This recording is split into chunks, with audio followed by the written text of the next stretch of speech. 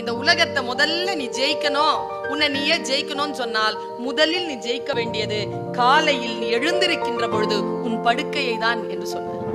படுக்கையிலிருந்து எழுந்திருக்கின்ற பொழுது அருந்த செருப்பை காலிலிருந்து உதறுவதை போல நீ அந்த படுக்கையை உதறிவிட்டு எழ வேண்டும் என்று சொல்லுகிறது ஒரு சென் தத்துவம். பாருங்க, அவர் சொல்றார், 4 மணிக்கு எழுந்திருக்கிறவன் ஞானி, 5 மணிக்கு எழுந்திருக்கிறவன் ஸ்டூடெண்ட், 6 மணிக்கு எழுந்திருக்கிறவன் சாதாரண மனுஷன், 7 மணி ஆனாலும் எந்திரிக்காதவன் எருமை, 8 மணிக்கும் எந்திரிக்காதவன் காட்டெருமைன்னு சொல்லுவாரு.